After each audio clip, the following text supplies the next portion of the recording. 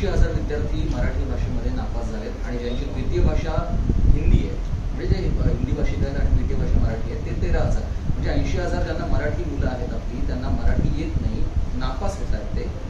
शिक्षण व्यवस्था कुठेतरी आपली कमी पडते की विद्यार्थ्यांना आता मराठीमध्ये शिक्षण घ्यायचं नाही?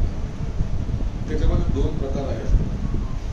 ज्या आपल्या जिल्हा परिषदच्या, नगरपालिकेच्या किंवा कॉर्पोरेशनच्या शाळा आहेत, त्यामध्ये जे विद्यार्थी शिकत आहेत त्यांची मराठी निश्चित चांगली आहे.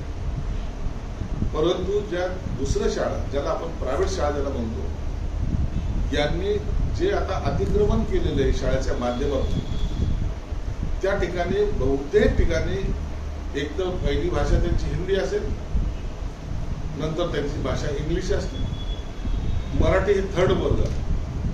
म्हणून अशा वेळेला थर्ड लँग्वेजचा एवढा वापर त्या शाळेमध्ये कधी होताना दिसत नाही. म्हणून त्या मुलांची मराठी कच्ची समजले जाते. तुम्ही कोणत्याही जिल्हा परिषदच्या कॉर्पोरेशन शाळेमधील मुलांना पण त्यांची मराठी अत्यंत चांगली आहे.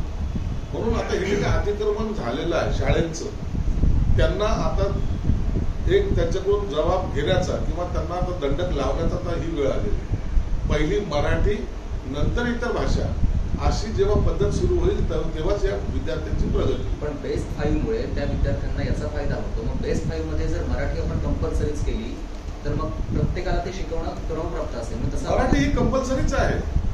पण बेस्ट 5 असल्यामुळे त्यांना इतर विषयांमध्ये ते पास होतात आणि मग दहावी त्यांची. आता हा एक विषय आहे, गांभीर्याने घेण्याचा विषय आहेच निश्चित.